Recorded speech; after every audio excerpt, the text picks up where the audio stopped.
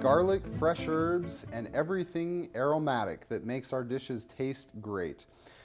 Garlic, you'll see, a lot of times will actually not even come in the clove anymore. They actually have them already taken out and already done for you. But in this case, we'll show you how to do that. So we're going to take our garlic here and I'm going to cut the top off.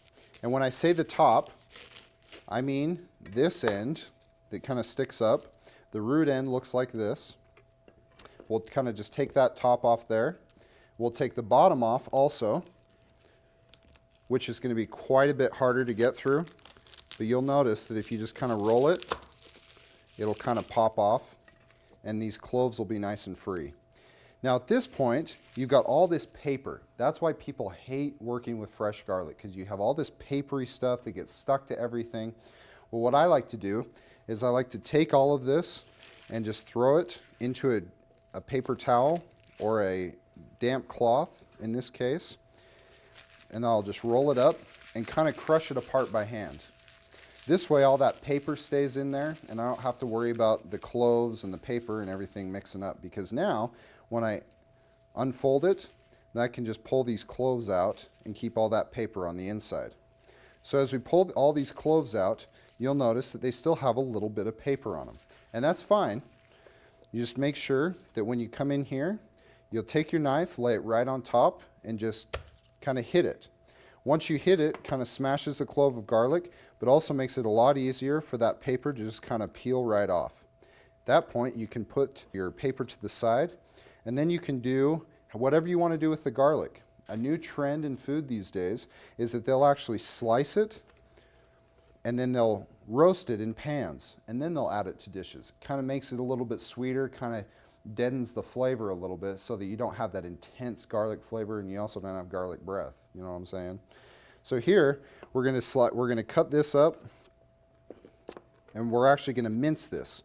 So when you mince something, and we're going to use this for all of our herbs, I'm going to keep my hand on top of the knife so that I don't come anywhere close to cutting myself. So as I cut that up, I can go as small as I want to, back and forth until I get everything to the size that I want. That's normally how you use garlic. Now with our fresh herbs, you'll notice that we have a lot of different types on here. We have parsley, we have thyme, and we have basil.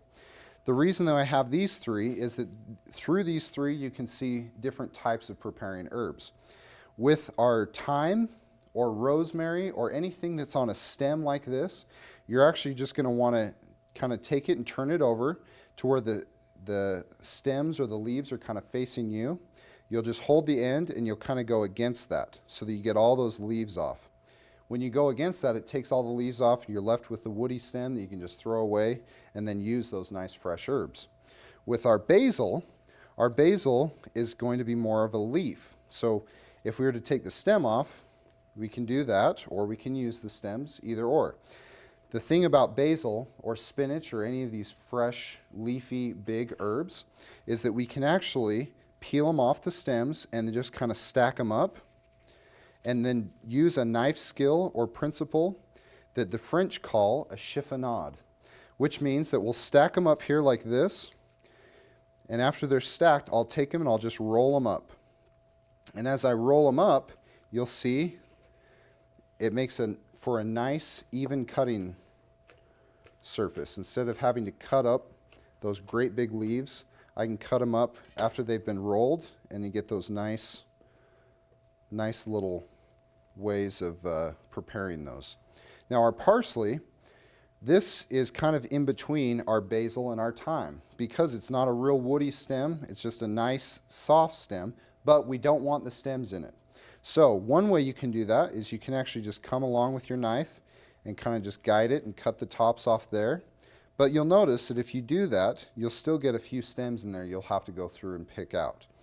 What I like to do is I'll actually take it and just kind of tear off those edges so that you don't get near the stems that you do in that other way. At this point, this is where we'll actually take our parsley and mince it up. So go back to using the hand on top of the knife, and I kind of scoot it together go down on top, scoot it all together so it's easier to cut, cut down on top, scoot it together, and I'll do this until I get the desired size that I want. Now the thing about parsley is it has a ton of water in it. We want to get that water out if we want to make it nice and flaky for our garnishes or any dishes we're making. So what we'll do is we'll actually take a towel and we will throw the parsley into the towel after it's been minced up, kind of fold it over on itself, and just kind of smash it down. Now this works well with a paper towel especially. What I'm doing is I'm getting a lot of that water out by doing this. So as I smash it down in there, I can pull it back open, and a lot of that water is gone. So this becomes extra flaky and a lot easier to spread and a lot easier to put on top of dishes or in stews or anything I'm using it as. So remember, with our garlic, our herbs, especially fresh herbs, we always want to make sure that usually, as a general rule, they go in at the end because they're very, very delicate. The fresh herbs and the garlic, if you add the garlic too soon, it could kind of wash out throughout the dish or overpower it. It could also, with the fresh herbs, if you add them too soon, it could kind of deaden them, make them so they're not so bright, and you don't have that presentation factor that you would like with fresh herbs. With dry herbs, it would be the opposite. You would add the dry herbs at the beginning of the cooking cycle so they could rehydrate and incorporate that aromatic flavor throughout the entire time. So remember that when you're working with your herbs and your aromatics, the 80% of your dish's taste actually comes from the smell.